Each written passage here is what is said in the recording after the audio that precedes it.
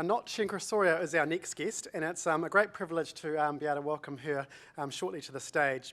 Anat is a political and message consultant from the States, and we're really lucky in this part of the world that she's been based over with a bunch of NGOs and the CTU in Australia for the last 6 months, doing some work with various groups over there, and very kindly freed up a couple of weeks of her time to spend some time working with the CTU, a number of affiliate unions, various other groups. So thanks for coming today, but also thanks very much for those last couple of weeks, really. It's been really neat having your input to sort of crystallise our thinking around some of these issues. So fasten your seatbelts. I'm very thrilled to be able to welcome Anat Shenker-Osorio as our keynote speaker this morning.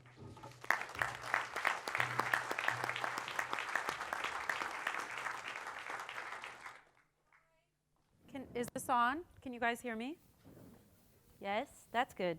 If you're confused about the accent, it's not going to go away. It's just how I'm going to talk the whole time. It's lovely to be here with you. Thank you for having me. There are so many people that I want to thank. It's amazing being in a room at the end of planet Earth. I know you don't like to hear that, but it takes a long time to get here, I would just note. And actually seeing so many familiar faces, but in particular, I really want to thank Huia Welton, who put all this together. I don't see her. I think she's back there. Oh, there she is. Who put all this together and made it all possible for me to come and dealt with logistics and dealt with a lot of nonsense out of me. As you'll see, I'm a big maker of nonsense. I want to thank Helen, who has been just a visionary leader and an incredible woman to know, role model, inspiration. I don't think I need to say much more about Helen. You guys all know enough to know. And to Ross, actually, who first made the connection when we met at an ACTU organizing conference. So anything you don't like about what I'm saying, those would be the 3 people to be upset with. I'm flying out of here tomorrow, so whatever. Not really true. I'm coming back. So as Sam mentioned, my background is in cognition and linguistics. That just means that I look at why certain messages resonate where others don't. And for those of you who've already been subjected to much of this, I apologize in advance. This is important research that we wanted everyone in this room to be able to see firsthand. So I might be just calling on you to just do the presentation for me. I see Stephanie here. She could give the presentation. I could start some early drinking. Everyone could win. You guys wouldn't have to listen to this accent. Maybe it'd be better for you. So oftentimes, when we begin a conversation about messaging, we get handed this bit of wisdom, right? Meet people where they are. How many of you have been told something that sounds like this? Somebody told me, but we didn't see it written on a piece of paper. It's like, right, that's still the same. So hopefully, my fellow researchers that are in this room have not handed this bit of wisdom to you, because I would tell you that this is epic bullshit. And it's bullshit for at least 2 reasons. The first is that it is not our job to be a thermometer. We are not here to take the temperature. Where people are on the majority of our issues sucks. We cannot meet them there. If we were just meeting people where they were, none of us should have jobs. We should all be doing something outside on the one sunny moment Wellington has offered when we're stuck in here together. But I'm not bitter about it. I'm not upset. It's not our job to be a thermometer. It is our job to be a thermostat. We are not here to take the temperature. We are here to change the temperature. And regardless of what it is you think that you do for a living, I am here to tell you that vis-a-vis communication, you all have the same job, same as my job, and that job is adult education.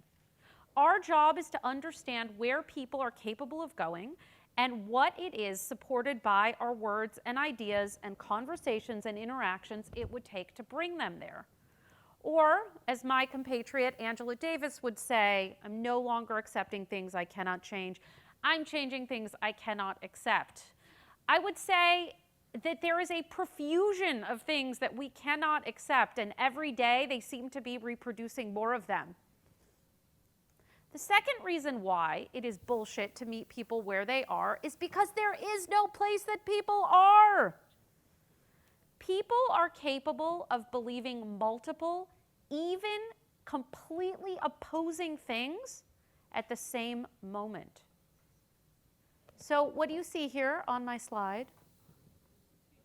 Two faces, right? It's toggling between a profile and a full face, and a profile and a full face. And you can't see both images at exactly the same moment. No more do you have one than the other flips in. But you also can't see them exactly precisely at the same moment. You're seeing one or the other, and they just keep flipping. So this is a visual metaphor to represent the ways that our brains take in and process information as a natural facet of cognition, which is that the same concept can be viewed in multiple ways. So just as people can think that taxation is important and the price that we pay to live in a civilized society, they can also be very, very upset about the government taking their money away from them. And those two opposing ideas can be held at almost the same instant.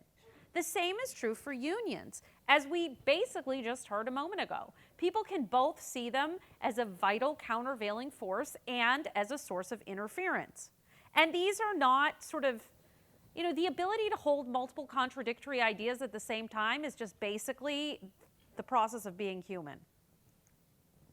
So our job as communicators is to toggle people into the most progressive idea possible and to hold them there, to not let them toggle back. And one of the most powerful tools we have at our disposal for doing that is context. And I'll explain what this means in terms of messaging in a second. But first, you see here a square labeled A and a square labeled B, yes? Not a trick, you see that? Yes? If you don't see that, things are worse here than I thought. We have larger problems. I need to go back a slide. So that square A and that square B, do they appear to be the same color? Do they appear to be different colors? They appear to be different colors. We have one honest person at this conference. But in fact, they're the same. The only thing different on the right is the addition of those guidelines, which are showing you that what's happening on the left is that your eye is overcompensating for the shadow that's cast by the cylinder. I swear the colors have not been changed. I know that my people have sworn many things through the years, none of which have been true, but I encourage you to believe me on this one. So I'm showing you this for two reasons. The first is that context matters. People do not hear our message in a tabula rasa state. They don't come to us just ready for us to imprint upon them whatever it is we're saying. They hear our message in the context of the stories they've been told all their lives, the way they've seen the workplace depicted on television and in film, the ideas that they've been fed toxically from horrible places like the United States. So we can't just think about how our messages are landing. We have to think about how they're landing within the larger context of how people are viewing information. And I'll get to what that means for the messaging in a second. But the second reason that I'm showing this to you is because those lines on the right, those are my proof. That's my evidence. Those are my studies. Those, Bill, are my 9 out of 10 economists who've done extensive research demonstrating that when we raise the minimum wage, the spillover effects onto GDP are in fact multifold. And then we have people going into our stores and they're being customers and makes the economy very happy. And we have determined through massive collection of data and evidence that, because basically the entire framework of the left can be summarized as, we just tell the people. We tell the people the thing, and then they know about the thing. Yes or no? Is this yes or no how you think? I know because I've read your fucking website, so don't be trying to tell me this isn't how you think, because I already know. Now, if you'd like to feel a little bit better, or at least in good company, think about our friends in the climate movement. They are the epicenter of the, we tell the people the thing. We tell the people about the carbon and about the ocean and about the polar ice cap. We tell the people the thing, right? How's that been working? Has not been working. And how has it been working for you all to we tell the people the thing? So let me ask you, those studies, that proof, that evidence on the right, does that suddenly make the squares on the left look the same color as they in fact are? Or do they continue to look different? Right, that is exactly how useful your facts are. That's exactly how much they do for people. Is everybody very sad? Would you like a moment to be sad for your facts? Would you like to have a little moment for your facts? You can have a little moment. I just would like to remind you what I said earlier, Helen Ross Huia. Not me. I mean, what are you going to do to me? I live far away. So, facts bounce off of frames. What that means is that factual evidence presented to people that conflicts with their pre-existing worldview is summarily rejected. And in fact, emerging research from some of my colleagues at Yale show that the more educated a person is, the more adept they are at discounting facts that don't fit their preconceived ideas. And that is not that confusing when you think about it, because honestly, the process of higher education is a prolonged experience of interrogating information. So the way that we set context in linguistics is through the much abused, overused word frame. Frame just simply references the idea that words occur in context. And at a physical level, something as simple as a single word actually evokes a whole host of associated meanings. So the classic linguistics sort of textbook example is to say, I went to a restaurant last night. As soon as I say I went to a restaurant last night, you instantly think of food. You think of dishes. You think of waiters, waitresses, money changing hands, right? All because I said the word restaurant. Because you know what a restaurant is. So all frames are is they allow us to communicate efficiently in language so that we don't have to explain every element of everything every time. In fact, when I say restaurant, your mouth begins to produce more saliva because the neurons that are governing that are also connected to the auditory neurons that process the word restaurant. So in other words, I get paid to tell people that words mean things. So let's think about the way that we're framing certain things. Let's start with raising wages, right? This is from the US. In case any of you were feeling badly about New Zealand, just know I come from your future and it's really bad. This is socialist paradise compared to what could be happening and probably will be happening if you don't stop it. So I'd encourage you to stop it. Wow, I'm really a feel-good speaker this morning. And this is me not being particularly dark, right? This is sort of like typical. All right, so here's some examples. We can't survive on $7.25, raise the minimum wage, hard work deserves fair pay, or my personal favorite, hard work should be rewarded. How many of you have heard that or even said it? Yeah. So it's like you're walking down the street and you're like, oh, my paycheck, goody. Like it were a diamond ring that you suddenly happened upon. What all of this suggests is that the money to pay people either comes from the magical job creators, who are called job creators to echo that big creator in the sky, not job makers. That was a deliberate choice. Jobs and money, paychecks, either come from them or they come from origin unknown. Here in this cartoon of George Bush, I'm sorry about that, should have been a trigger warning on this session. He's got his prosperity turkey, right? And we have a person who obviously works in construction because of the hard hat. Does the hard-hatted laborer make turkey? Is that what hard-hatted laborers do? No. Where does the turkey come from in the image? The turkey's mother. Is there not sex ed in this country? What is going on? Another problem we've uncovered this morning. So here he's asking for more of the turkey. In the other image, the pirate slopping out his wages, right? Where does that giant vat of wages come from? From the sad-looking little boy asking for it? Clearly not, right? So the entire way that we're framing this discussion has basically reduced us into the role of supplicant, where we say, please, please, please, boss, will you give us more, sir? Or ma'am, but let's face it, sir. And if he or she, but let's face it, he, does, then he's nice, and if he doesn't, then he's an asshole, and that's the conversation.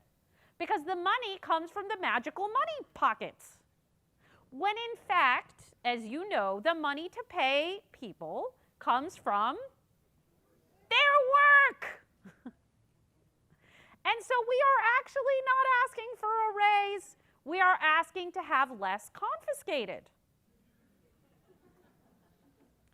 And so what we need is we need a new language concept, which you'll see in the new messaging, as an antidote to the commonly understood, at least in our research in the States. And I share all of this with the giant caveat that this is based on concerted research done in the US. And I do not pretend like you can just lock and load it into the New Zealand context. So that's my giant blanket get out of jail free card right there. So we are playing with the concept to be an antidote to ROI. ROI means return on investment. It's a very commonly understood concept.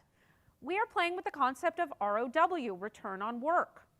Imagine if instead of having this, please, please, Mr. Boss Man, be nice and give us more money from your magical money pocket, we were having a conversation about why the return on work at Costco, which is a high-paying, do right by its working people firm that does the exact same thing as Walmart, that pays much better and has full benefits. So why is the return on work so much greater at Costco than it is at Walmart?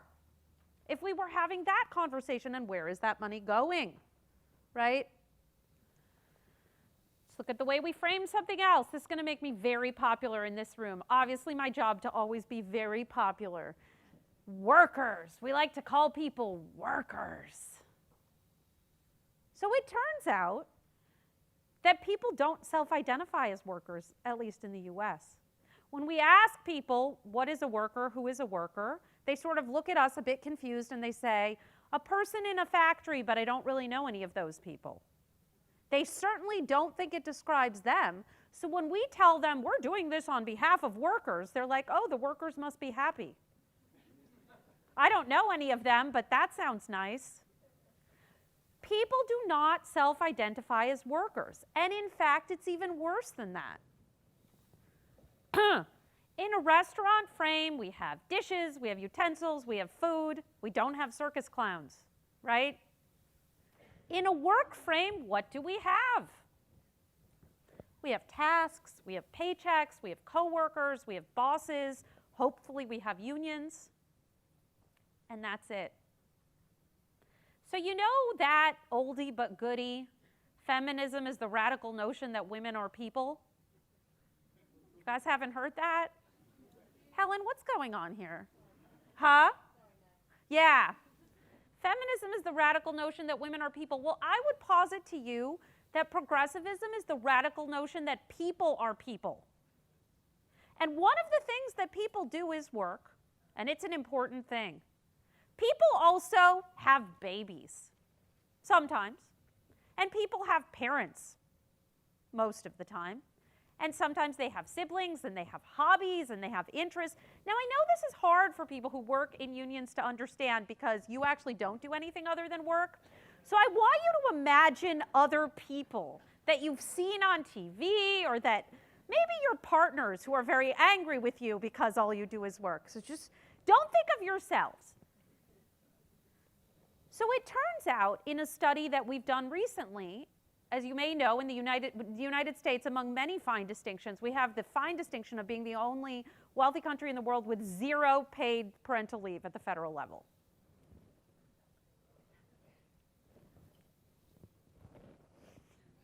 God bless America. But we hear Australia's going to come back and join us soon, so we're excited about that, because it's been really embarrassing. If Chad were here, that would have been a funnier joke. You can tell her tomorrow. So when we ask people, we want you to consider a paid leave program. And we describe a fictitious company. This is the size of it. This is what it does. These are the profits. And for half the people, we say, we want you to consider paid leave for your workers. And for the other half, we say, we want you to consider paid leave for the people who work for you. But otherwise, everything is the same. The people who are designing paid leave for their workers, half grant leave. The average leave is 2 weeks, and the average wage replacement is around 60%. The people who are considering paid leave for the people who work for them, almost everybody grants leave. The average leave is 8 weeks, and the average wage replacement is almost complete. Because when we talk about people as workers, it's very confusing why the workers have gone and done something stupid like had babies. Yeah? Is everybody very sad? Is there a lot of sad? There's not a lot of sad? That's good. So, in a life frame, there is more than work. Maybe you all need this slide like tattooed on you somewhere. And I actually think that it's incredibly detrimental to continue to reference people as workers, both from the vantage point of what we're able to demand for them and from the vantage point of them feeling like we're talking about them and to them. This tendency to reference people as workers falls out of a larger framework, which is, something I will never tire. I wrote a whole book just on being angry about this one point. It falls out of a larger framework in which our entire job is to work on behalf of the economy. This is why it is completely logical to have politicians tell us on a daily basis from the left and the right, we can't do that, it'll hurt the economy. We can't do that, the markets will get skittish. Oh, that's not going to promote economic growth. As if the economy were its own real thing that you could, go hang out with. I don't know about you, but the economy has never bought me shit. Nothing. There's no place to go be with the economy. Even an economist, if you get them drunk enough to get them honest, will tell you that the economy is just a convention. It's just a way that we measure the things that people produce and consume and invest and save. There's no separate entity. You know in The Wizard of Oz when they pull back the curtain and it's just a sad little man? That's the economy. Only there's not even a sad little man. Maybe there is. His name is Milton Friedman. He's very sad.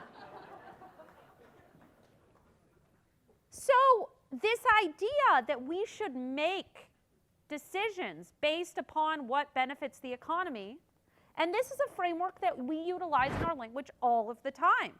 We say we should pay workers more because it'll help the economy. We should close the gender pay gap because it'll help the economy. By the way, if you wanted to close the gender pay gap, you could do that by knocking men's pay. So that's not actually even your objective. I don't know why you're talking about that. That's not even what you want to get done. Because would it or would it not close the gap if men were paid as little as women?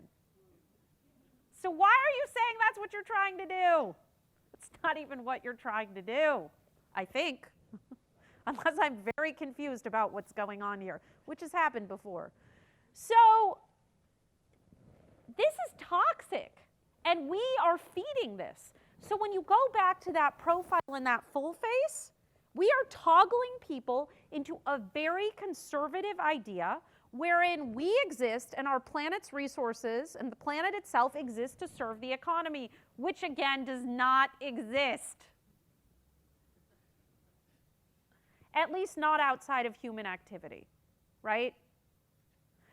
Where we need to be is in the accurate idea depicted here on the right that the economy is merely a tool that exists to serve us and our planet. So I mentioned earlier that I was going to share some new research. Not new for some of the people in this room, but I already apologized. Your compatriots, or your comrades, as you would call them, but God forbid that get out in the US. I'd probably be just shot on the spot. at the AFL-CIO, which, if you're not familiar, is one of our two peak bodies for unions, commissioned this work and has been kind enough to let me share it. So the premise behind this new research is threefold. The first is that the job of a great message is not to say what's popular. That is a task that is beneath us. The job of a great message is to make popular what we need said. That is our fixed point. You know what's popular? Free pie is popular. And if you were in the business of giving away pie, it would be helpful to know that free pie is popular. However, you're not. And free pie doesn't actually need help with its message because it's free pie. What we need to figure out, again, is not where people are, but where they're capable of going and what it is we need to say to bring them there. A great message inspires through outcomes rather than process. I'll come back to this at the end. This is about no longer taking your policy out in public. It is unseemly. Nobody wants to see your policy. Keep it in rooms like these. And then finally, a great message motivates our base in order to persuade the middle and actually alienates the opposition. Now, I'm going to unpack this in detail. But often, when we're doing this kind of research or work, or we're thinking about messaging, people will tell you, oh, you're just preaching to the choir. How many of you have heard that? Yeah, my answer to that is the choir is where the trouble starts. If you don't get your choir singing from the same hymn book, they're never going to be loud enough for the congregation, and they're certainly not going to inspire the congregation. We actually need to get a lot better at getting our choir singing the same song.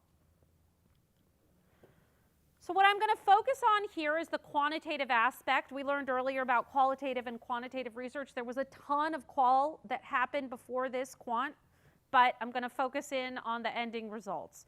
So what we did here was an online dial survey. You guys like to call this the worm. You'll see what it means in a second, where we're able to see people's moment-to-moment responses to messages.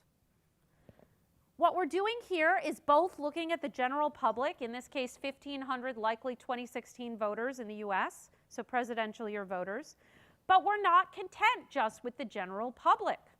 We also want to make sure that our choir is going to sing this song. So we construct two what we call convenient samples, meaning people that we actually tap and say, will you take this for us? The first are folks like you, 108 economic justice advocates. So people who work, live, sleep, eat, and breathe for a living economic justice, yeah? So they work in unions, they work in worker centers, they work in left-wing think tanks, they work in left-wing politicians' offices. We also included a sample of 273 union-affiliated activists. So these are people who, anytime the AFL-CIO sends out an action alert saying, you know, call your senator, go to the Hill, tweet this, do that, they're the people who are on it, right? So the purpose of this test is to gauge their initial attitudes, to explore responses to values, to test our messages with what we call high bars. We aren't just looking for words people like.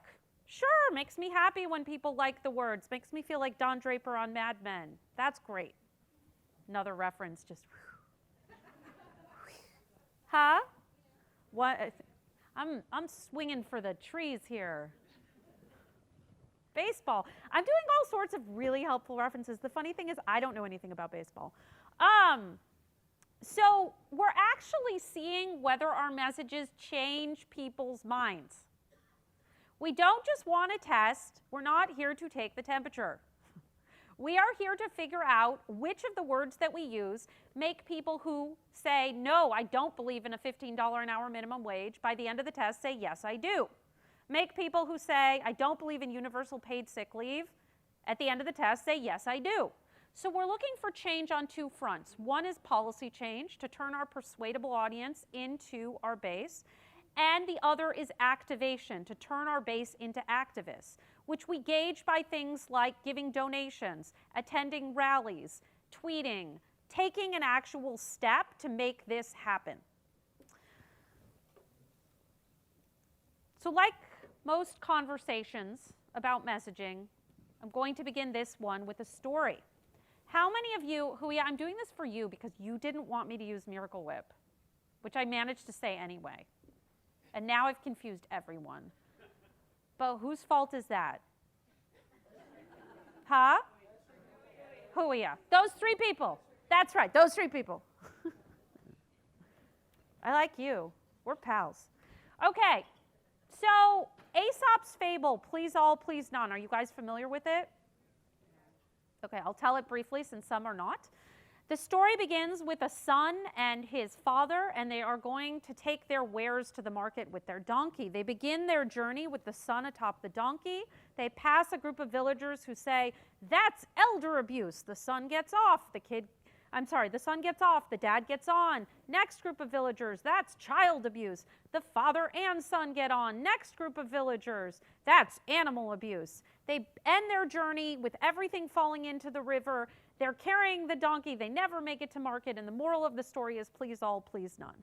But for me, the actual moral of the story is the fact that the animal depicted is a donkey, which of course you may know is the Democratic Party mascot. Because this could be a parable for Democratic Party messaging, also known as Clintonian triangulation. What we've always tried for, and pathetically continue to try for, is a message that everyone in the sample kind of sort of likes, and we consider everyone in the sample to be equal. That is a fundamental misapprehension of the way that public opinion is formed and the way that people come to judgments over time. Because here's the thing, there's no such thing as a fixed center. People determine what a moderate message is based upon what's on either side of it. The right understood this 50 years ago in the US, and that is how they have managed to move discourse ever rightward. Because they keep going out to the right, we keep coming in to be the reasonable people in the room who also love the economy, thereby continuing to push the entire spectrum to the right. Because no one wants to be the left flank. Because everyone wants to sit at the grown-ups table. And we need to sound like people who also want to manage the economy, thereby reinforcing the idea that that's actually the way to come to judgments in society. What an effective message actually does, as the right wing will tell you because they look for messages that do this, is engage your base, get the choir excited. And you know what the choir's not excited about? Standing in the grocery store line saying, "Hey, I heard about this new great thing from my union that's really going to grow the GDP." No one is going to say that for you. It is why their people repeat their tropes to the middle and confuse the middle and get them following. So you need to engage your base in order to persuade the middle, because unless you're in the land of $5 million ad buys, which we're not, a message is like a baton that has to be passed from person to person to person in order to be heard. So we need to think about what our base isn't just going to be okay with, but actually desire to say in order to persuade the middle. So who are these groups? In this test, and I'm going to underscore, in this test, the base turned out to be 33.5% of the sample. We did not ask the base to be a third of a sample. The base ended up being a third because a third of people in the sample answered the questions correctly. Which questions? These are the people who believe that wealth is largely the product of circumstance and not so much of superior intellect and hard work. They believe that jobs come from working people's efforts. And they believe strongly in the statement people should get a fair return on work. Not shockingly, demographically, they tend to be Democrats. They tend to live in urban areas, be members of what we call the New American Majority, which is African Americans, Latinos, people under 30, and unmarried women, and in households of under 50,000. But we didn't put them in that category because they were Democrats. Does that make sense? The way that we look at this data is based upon an attitudinal cluster that we determine is really, really central to people either buying our premise or rejecting our premise. Yeah? So that's our base. The opposition ended up being 10.5% of the sample. These are the people who answered everything wrong. These are the sociopaths in our sample. They believe that rich people are rich because they're made out of awesome, nothing to do with circumstance. They believe strongly in the statement, labor is just like any other good exchanged in the marketplace, and you should only be paid what your labor can fetch. They don't believe in any minimum wage. They believe in no role for government vis-a-vis the economy, and they believe that jobs come from business leaders and entrepreneurs, not from working people. Yeah? Now note, just over 10% of the sample. This is not the Republicans in the sample. This is not the liberals in the sample if it were done here. 40% of the sample is Republicans. This is 10%.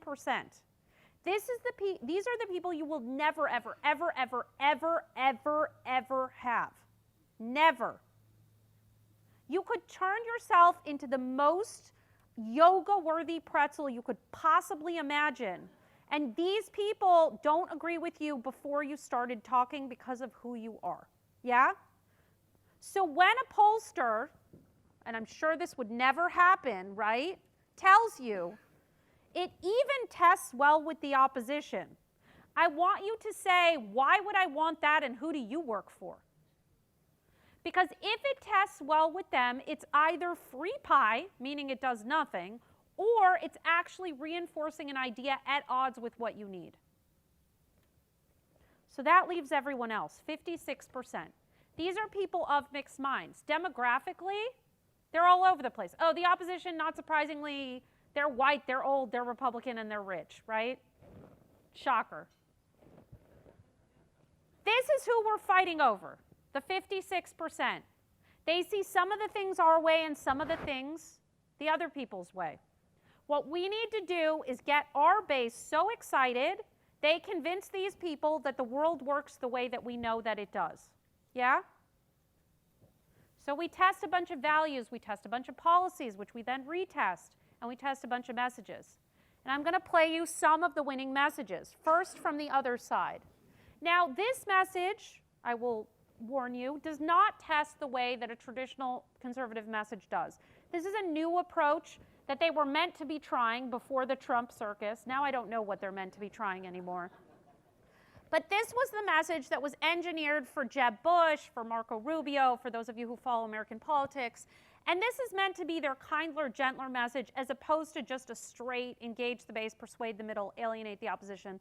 Because their calculus is that Hillary Clinton will be the Democratic nominee, and she is such, and I quote, red meat to their base, that they don't need to rile up their base as much. Her very existence is riling.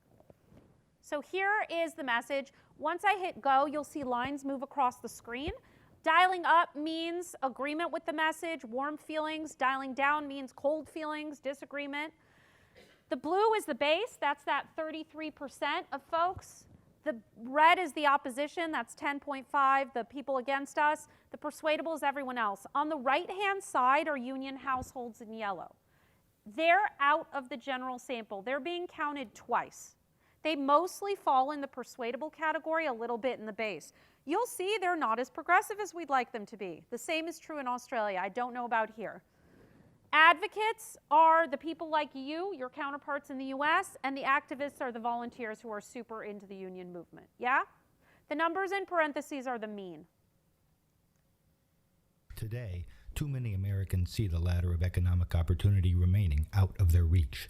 Americans are working harder than ever before, more than ever before, but keeping less of their hard-fought earnings in their own pockets. The answer to closing this opportunity gap is smaller government, lower taxes, and less unnecessary government red tape, so our innovators and our small businesses can get operating again.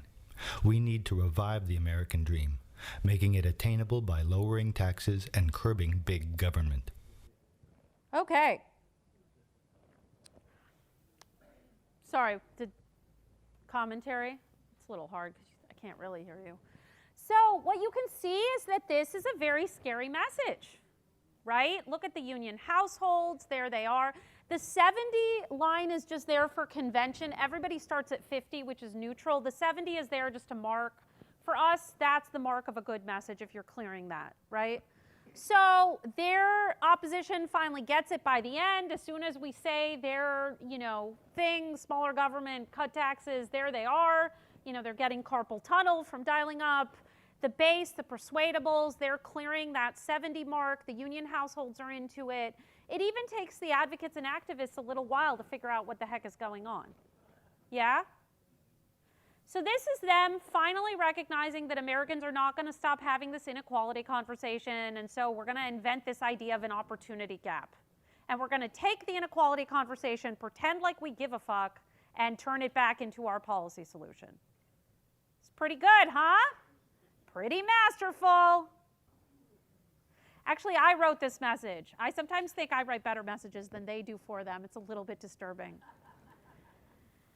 So what's working here on their side?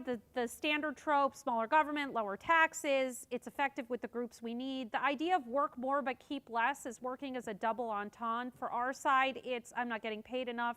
For their side, it's cut my taxes. But it's not ideal for them in that it has a slow takeoff. We no longer live in a 30-second soundbite world. We now live in a 9-second soundbite world. You can't take this long for your message to click. And it takes their base a while to get on board because, again, this isn't their standard approach. Now, the bars that you're seeing right now, that moment to moment you saw a moment ago, the lines going across the screen, that's people's unconscious response. That's them dialing as they're hearing it. And they don't get to see the words, they just hear the words, because part of what we're doing in dial testing is we're mimicking the environment in which people normally receive information, which is almost always from TV news for most populations in the US, right? So they're not reading it because most people actually don't read for news. That's just true, right? They also, the other reason that we prefer this sometimes to phone surveys is because on a phone survey, you're having an interaction with a live human being. And we have going on what we call social desirability bias, where you answer a question the way you think you're supposed to. Yeah, of course I'd vote for a black man. Because you're supposed to say that. And so what this does is it eliminates human interaction, and so people are slightly more honest. Yeah, because you're just staring at a screen. It doesn't feel like there's a human judging you. So what this bar graph is after the dialing, we ask them on a scale of 0 to 100, how convincing did you find this message? So this is their conscious response. This is their thinking response. The dial is their feeling. This is their thinking. So the one category that's new here is the shifters. Shifters are people who, over the course of the 15-minute survey, actually move at least 12 points in our direction in this test. So they leave the persuadables and they become part of the base. We're only counting positive shifters. We don't count backsliders. So that was depressing, right? So let's look at some of the messages that won on our side. I'm going to play 3 for you. One of the most important things that we've been learning in our research is that this entire notion of work-life balance is toxic bullshit that does not make any sense to people, because for people there actually is a hierarchy, and in that hierarchy, family comes first.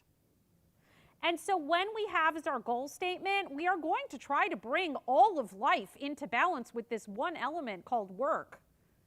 People are like, wow, that's awesome. Like, sign me up for that shit. So what we find is that people actually, the reason that they want improvements at work, whether they be wage-related or condition-related, scheduling, it's for their families. Most people will tell you, I work for my family. And that is the way that they understand the things that they want in terms of what they're able to do for their family. So here is one of our top messages. That doesn't appear to be going. Everyone knows family comes first. Whether it's for that newborn you swear already smiles, your elderly mom, or your spouse nursing an injury, being there and providing for family isn't negotiable. Every working person deserves to be paid enough to set their kids up for a bright future, or return the support they once received to their parents, and to speak up with one clear voice for a better workplace. Working people deserve to make more than a decent living. We deserve to have a decent life. Aren't they fun people to have at a party? So I said earlier that we want to engage our base. That probably makes intuitive sense. We want to persuade the middle, also not hard to understand. But I said that we want to alienate the opposition. And for a lot of people, this point is confusing, or at least it's not intuitive. So the reasons that we want to alienate the opposition, when the opposition is defined correctly, not as, in this case, the Republicans in the sample, but that 10% of people who don't believe in a minimum wage, people who are totally gone to us, that's what I mean by opposition. The reason we want to alienate them is twofold. The first is that it's just a check. It's to make sure we're actually advancing our worldview. At the beginning of this message, you can see the opposition is with us. That's because the beginning of this message is free pie. We're not saying anything, that newborn, you swear already smiles, your elderly mom, right? We're not actually advancing our policy position. We're just saying things that everybody likes, which is fine. It's fine to say the things everybody likes, but it's not a political, it's not enough. Does that make sense? It's fine to say popular things. The other reason that we want to actually alienate the opposition is because it tells us which conversations we want to be having. So that moment at around 16 seconds, I think, when they drop off, did anybody notice what was being said? Every working person deserves to be paid enough, right? So you have the base being like, yeah, no problem. You have the persuadables staying steady. And then you have 10% of the population, the voting population, going away. So what that tells us is that's a conversation we would like to be having. Because most of the population in the States is like, yeah, whatever. And then you have these outliers who are dominating the conversation saying that that's the Communist Manifesto. And so we know that if that were the conversation we were having, instead of having a conversation about how to grow the GDP, that people would be thoroughly on our side and they would look like outliers. Because remember my little picture of the fish and all the fishies and the isolated fishy? We are trying to make a wedge where their position becomes the outlying position. They look weird to the rest of the population. Instead of what they do to us, which is they make us the outlier, right? All right. So what's working here? The details popping, using the singular, the newborn, the mom, instead of using broad categories like all children need, all seniors want. A quick takeoff, a strong closing, decent living, decent life. It's dialing with the groups that we need. The only issue we have with this message is that it takes the advocates a while. And that's because the right wing has so thoroughly co-opted family that when they start hearing this, they're like, uh-oh, what is this? Where is this going? What is this going to be about, right? We can't let them have family. Family is a thoroughly progressive ideal and value, and they can't have it. We can't keep talking about workers while they talk about family. Think about that. They talk about family and we talk about working hard? That is what you want? People work too fucking hard. Stop telling them that they should work hard. We have office jobs, most of us. I just don't think we're in a position to be talking to people about working hard. That's me. Again, 3 people.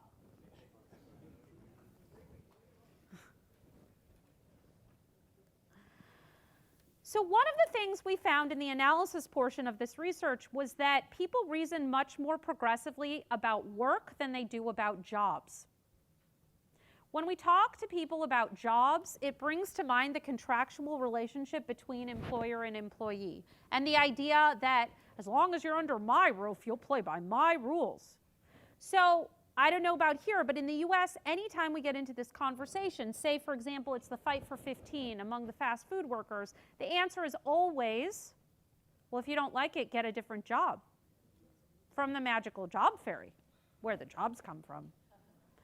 When instead we talk about the work that people are doing, what that does is it brings into view the third-party beneficiary of the work. So I make the burger, you pay me to make the burger, but somebody eats the burger. I teach the kid, you pay me to teach the kid, but somebody's the kid. And when we talk about jobs and we talk about conflict between employer and employee, as opposed to talking about the purpose of work, people are much, much more conservative. So the same question split sampled as, when you think about a person with a job at McDonald's, should they be paid $15 an hour? People say no. We say, when you think about the person doing the work of serving you fast food, do you think they should be paid $15 an hour? Many more people will say yes. Does that make sense? America has so much good work to be done, roads to be paved, kids to be taught, energy to be generated. All work has value and all working people have rights. But when people who work are denied sufficient wages, given a work schedule that constantly changes, or told to work more for less, the workplace isn't fair. People's hard work should be recognized and rewarded. People who work deserve a fair wage, secure hours, a collective voice, and paid time to be home when loved ones need them.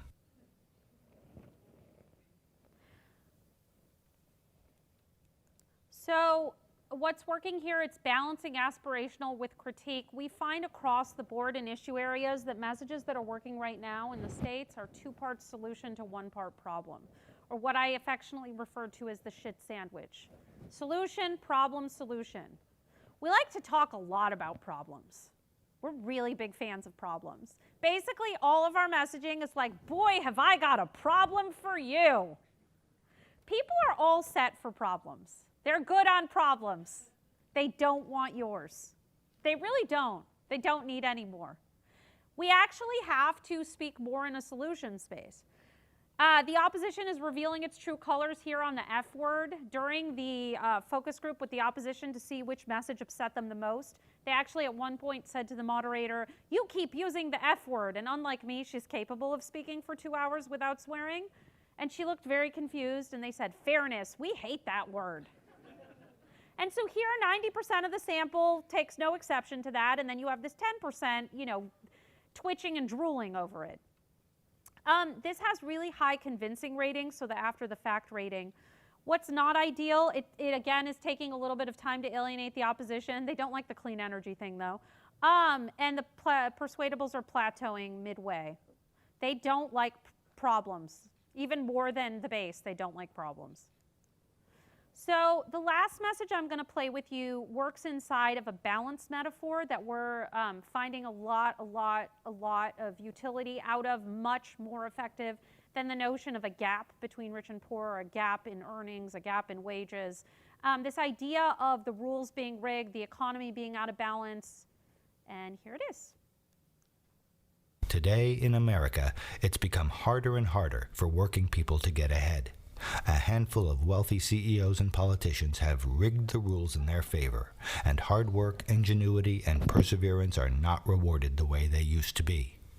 Everyone deserves a fair shot to pursue their dreams, and that requires raising wages, improving benefits, and the right to have a say at work. We need an economy that works for everyone. Government should work for we the people, not just the wealthy and well-connected. So you see them at around 18 seconds coming back, right? 18 to 21 seconds, we see all three lines on an upward trajectory. And this is a perfect illustration of that please all, please none thing. A typical Democratic Party pollster would tell you that's your message, because that is where everyone in the sample is dialing up, right? Look at all three of those lines, they're on an upward slope. What's being said at that point in the message is fair shot, which is the Hillary Clinton campaign slogan. You see they do this too. I would tell you that's not your message. And the reason that it is not your message is that if that 10% of people who disagree with you so vehemently they actually don't believe in a minimum wage are dialing up, then what are you persuading them of? And in fact, I'm not going to show it to you, but one of the messages we tested supposedly on the left was the standard Democratic message, work hard and play by the rules.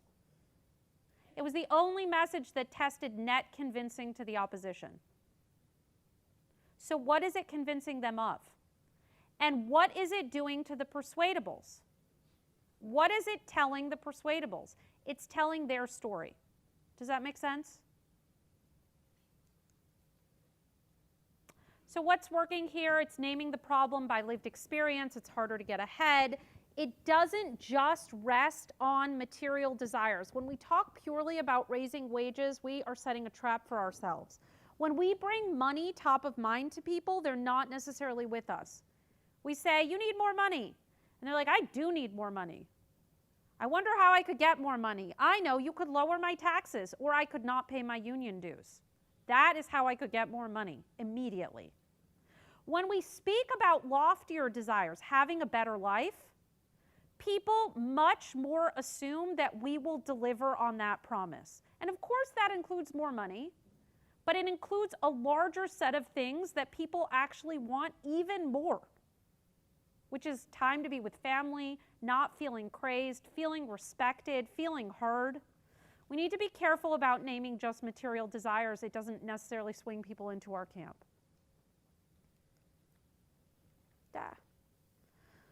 We're going to take some words and replace them with others.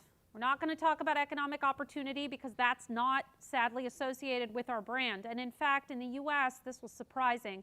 When we asked people about what they actually wanted, they wanted stability, not opportunity, which just shows you how down and out people are. If, you know, the American dreamland, people aren't even saying that their hope or their aspiration is opportunity. They just want stability.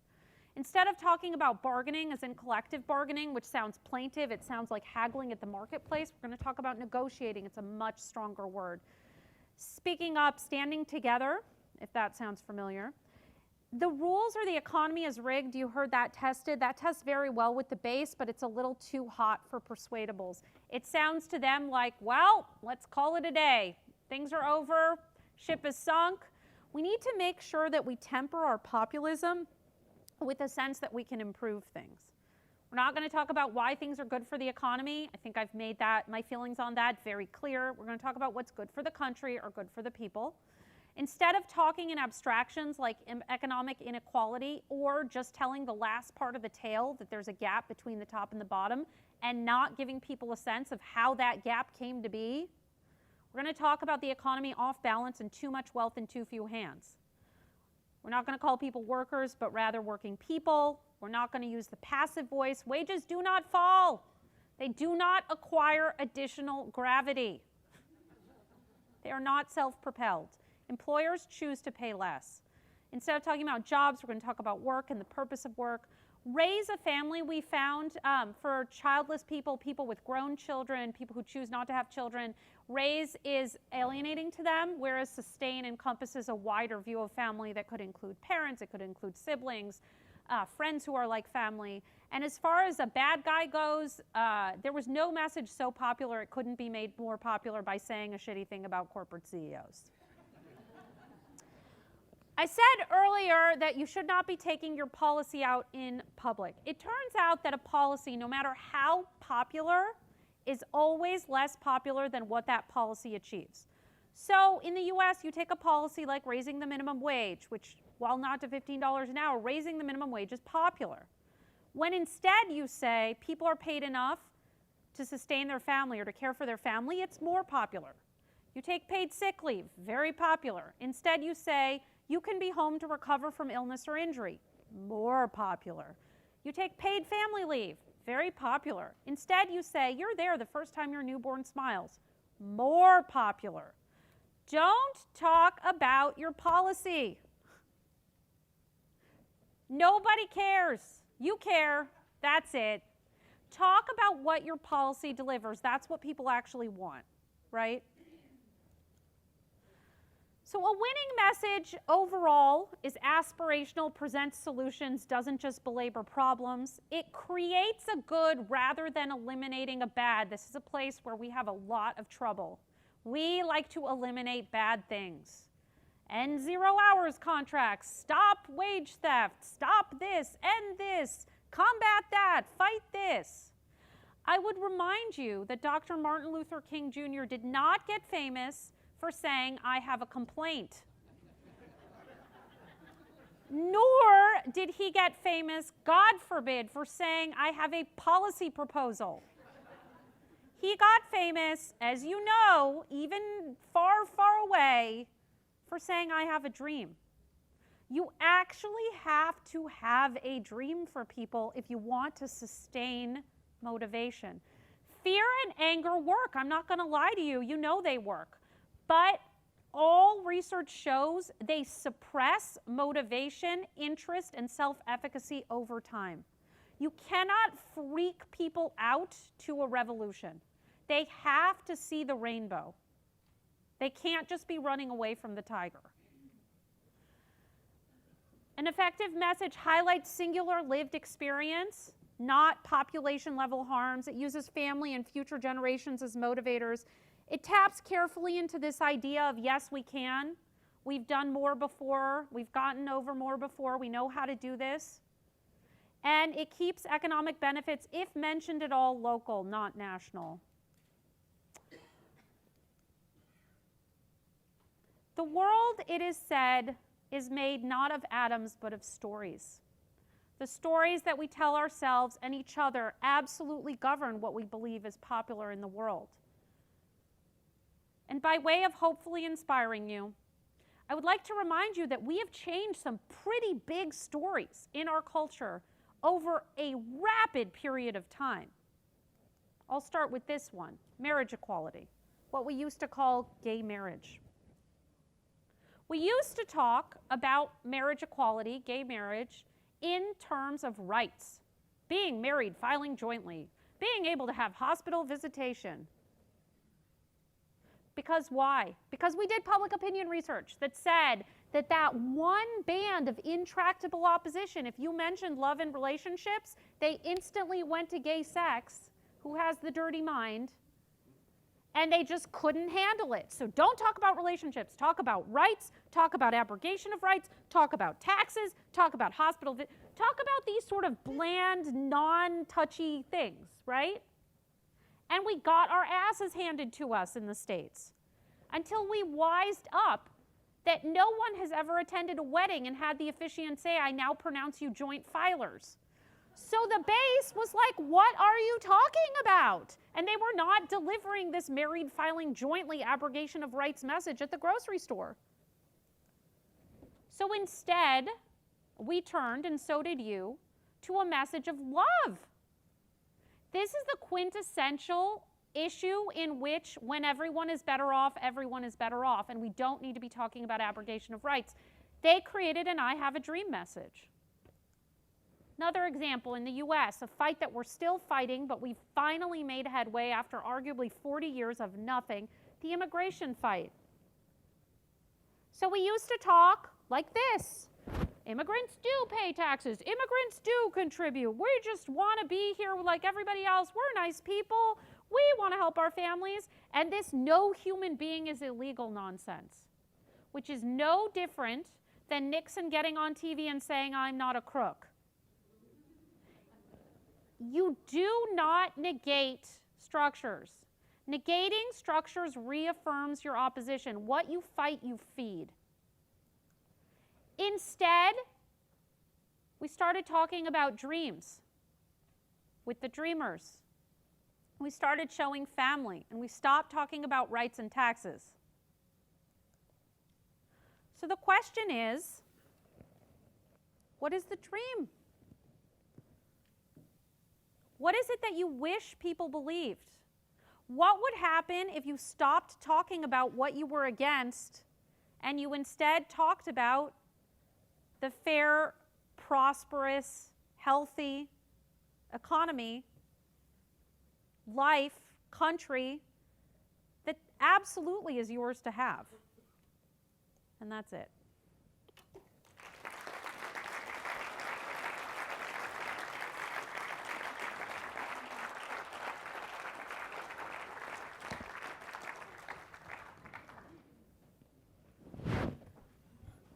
Thank you. We've got about 10 minutes for some questions.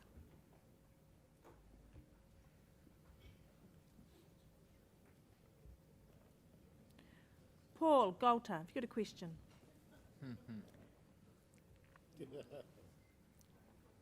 No? Okay. Someone must have a question. Wow.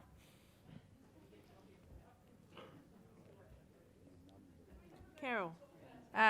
Carol's got a question.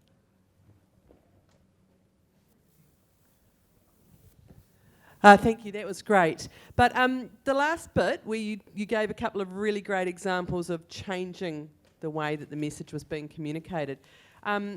Is there an example you can give of a really conscious union campaign where they've made that change in message? Yeah, at the risk of stepping on toes, given that Jed's coming tomorrow, I would say that the direction that the ACTU took, and I don't know why they stepped back from it, I don't know the internal story, but when they did the Join for a Better Life campaign, if you guys haven't seen those ads, I actually think that they're amazing. They're brilliant.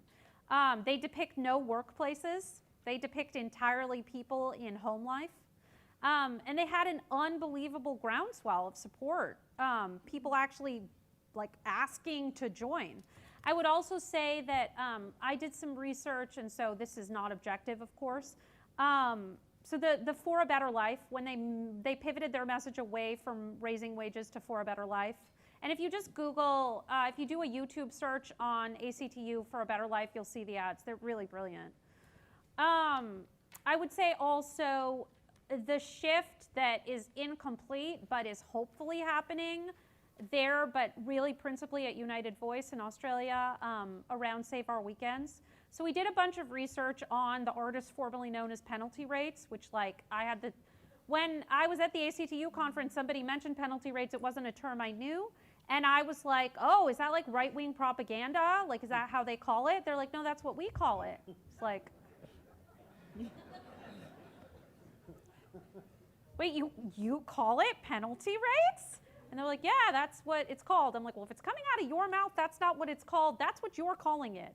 And so we did research, and we saw that people were not only completely capable of understanding weekend rates, and yes, they knew that they applied even when it wasn't on a Saturday and Sunday. You can see I've heard all these objections before. They understand that to be a category of thing that's non-standard hours. They were much more receptive to them. And when we pivoted away from a message that was the traditional approach that, you know, the opposition says, we can't afford it, and 24/7 economy, and there's no such thing as a weekend, whatever. And so the traditional approach is, of course, to say we can afford it. And we do have enough money, and this money is vital. Instead, if you look at United Voice, they're running a Save Our Weekends campaign. That's just about the meaning of the weekend. It's not about money at all. It's about what a weekend is, what people do on a weekend, going to a match, hanging with your kids, having barbecue. You know, it's very Australian. And it's totally working, and they're getting young people to like willingly be like, I want to be part of this. I want to save weekends. So those two, I would say. Great. Maxine, last question. Sorry, people are going to run out of time. Andrew, if you've got a mic down the front here. Oh no, she's handing, I tell you, it'll be scrutinised. There'll be no prisoners. Have you got a question? Oh yeah, Andrew's just. Oh, there's a visual aid to this question. Okay, I just want to go on record as saying you're asking me to comment on this. I am. We are engaged in a major struggle with Bunnings, a Australian DIY company which is here, and they want to change they want to give themselves the ability to chop and change the start and finish time of workers and the days of the week in which they work. So it's not about money, although in the end money will become part of it. And we have, as you can see on that little flyer there, a little bit wordy, so any advice about how to improve it. We have one for everybody, and for everybody there is a task on that flyer, and that is you will be taking out your cell phone and you will be texting Jackie Coombs, the Chief Executive, the New Zealand Chief Executive of Bunnings, to tell her to, you know, desist, and that workers actually need the security of, you know, fixed hours. So, you know, any additional advice or whatever about our next flyer, our new flyer, because, you know, all jokes aside, this is an incredibly serious battle. People who currently are permanently employed, for example, 4 days a week, 8 hours a day, each week will then be guaranteed, instead of 32 hours, they will be guaranteed 64 hours a fortnight, but they will never know which day or what times they are working. So it isn't about 0 hours, it's about workers having zero control, and we're struggling with how we turn zero control into a positive message. Yeah, it's a great question. So, there are many things that are concerning about this. There's calling people workers, there's the entirely negative message, overworked, underpaid, we are on strike. There's showing people in what appears to be in front of their workplace instead of at their homes. That's not good, because workplaces are actually what divide us. I'm not a nurse, I don't work at Bunnings, I don't lay pipe, there are many work things that are different.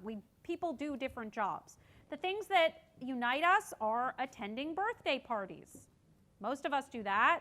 Hanging out with friends. Most of us do that. Helping our kids with their homework. Those of us with kids probably do that, right? So there are many things about us as human beings that are the same. And the problem with what we would call just-in-time scheduling, that's what this problem is called in the US, just-in-time, is that it stops people from being able to have a rational life. It stops them from time with their kids. It stops them from being able to make an appointment, attend night school, go to class, arrange childcare, all of this stuff. So my most practical bit of advice is to look up the Retail Workers' Bill of Rights in San Francisco. Now, that name was decided before I got involved. I never would have let them name it that. But in San Francisco, using some of the insights from this new messaging, we passed a Retail Workers' Bill of Rights that ended just-in-time scheduling.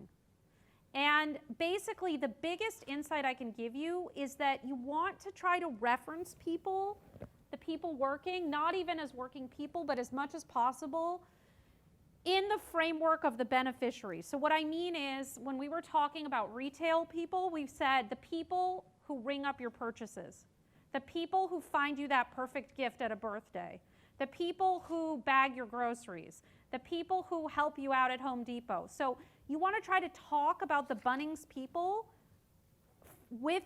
from the vantage point of the customer. Does that make sense? Not from the vantage point of the worker. So when you say here, like you, we work hard and our hard work has helped Bunnings increase their profits, first of all, you haven't helped them increase their profits, you are their profits. I mean, I'll rewrite this and I'll give it back to you.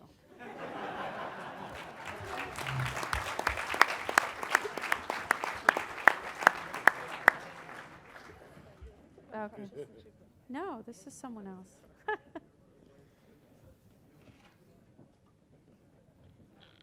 Well, it's my great pleasure to thank you, Anat, for your words. I mean, you're an incredibly gifted speaker, apart from an incredibly gifted researcher, and your methods are, very important to us. Can I just say, I was at the ACTU organising conference when they did their first penalty rates leaflet, and Maxine, you were very brave handing up your leaflet, because Anat was completely unknown to all of us, and I don't know whether any of you have been involved, or probably all of you have been involved in the CTU process for a joint union leaflet. It's got about 15 people working on it, and everybody's ideas are put in there, and by the time we print it off, no one can read it.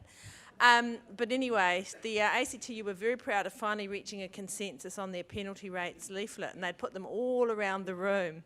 And I remember this, you holding it up and saying, and what the hell is this? And there was the leadership of the ACTU, and they all went, who wants to protect a penalty? And they have moved to the weekend rates idea and weekend and saving the weekend, and it's been incredibly spectacular, so congratulations on that. You've given us a lot to think about, and also I think you've reinforced the idea that we need to test our messaging and not assume that the things that convince us are, given our deep commitment and engagement in this movement, are the sorts of messages that we can use with working people that will bring them on board. But clearly what we do need to do is think about how we talk about people. We're doing that, but scrutinise everything. We can start with the Bunnings dispute. Good opportunist there, Maxine, getting up and telling us about the dispute. But I want to say thank you very, very much. We're very pleased that you're in Australia because you've given us a huge resource over the last couple of weeks, and we don't think that's the end of it. So let's everybody give a great big thank you.